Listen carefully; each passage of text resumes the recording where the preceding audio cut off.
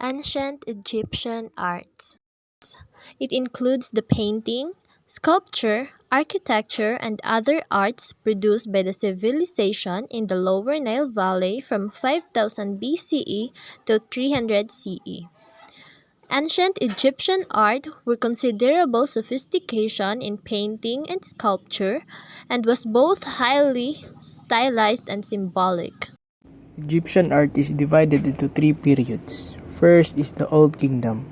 Old Kingdom is referred to as the age of the pyramids. Old Kingdom is the best known for the large number of pyramids constructed at this time as pharaonic burial places.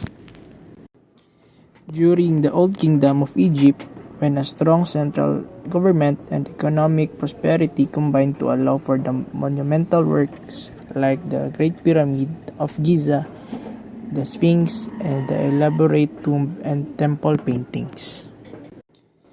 Art during the Old Kingdom was state mandated, which means the king or the high-ranked nobility commissioned a piece and also dictated its style.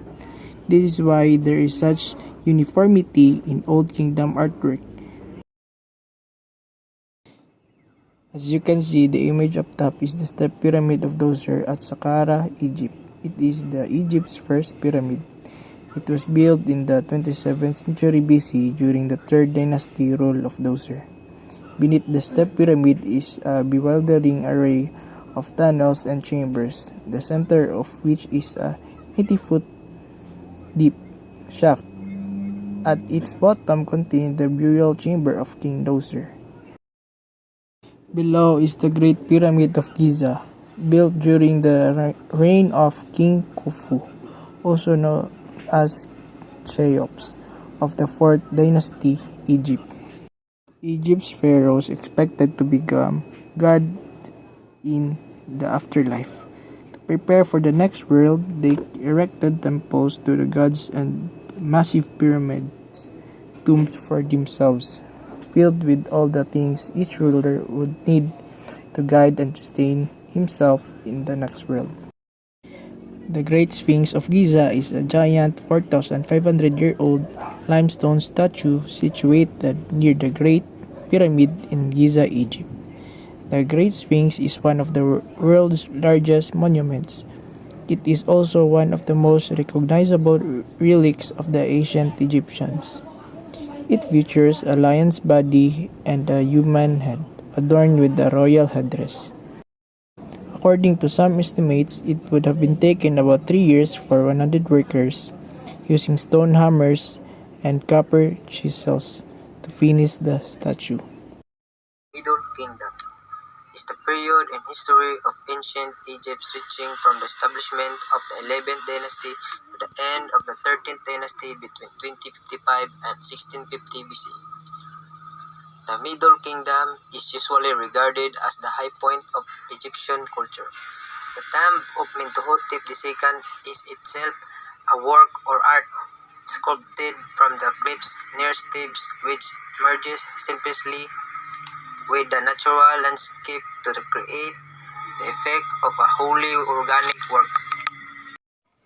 Mortuary Temple Complex of Mentuhotep II is a terraced mortuary temple from the 11th dynasty built by the Pharaoh Mentuhotep II who united Egypt.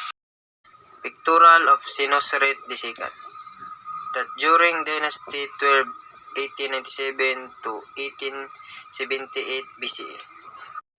Granite head from the spines of the Egyptian Pharaoh Senusret III, 12th Dynasty 1870 BCE. The gods Osiris, Anubis, and Horus from a tomb painting. New Kingdom, also referred to as the Egyptian Empire, is the period between the 16th century and the 11th century BCE, covering the 18th, 19th, and 20th dynasties of Egypt.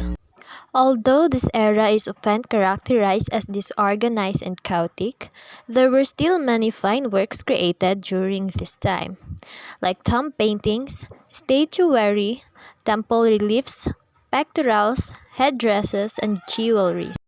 Some of the New Kingdom era's work is the overseer of cattle Neferhotep and Egyptian queen Nefertiti. On this limestone stela, the hieroglyphic inscriptions mention the name of the overseer of cattle Neferhotep, son of the overseer of cattle Dadnab and the chantress Itiris. On the lower right border of the tombstone, a standing woman looks to the left and faces two standing men. From Egypt, precise provenance of excavation is also unknown.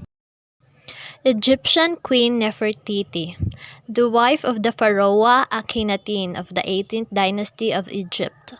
Her name means "the beautiful one has come" by the sculptor Thutmose and rediscovered in 1912 CE at Museum Berlin. She is also the most recognizable queen of ancient Egypt.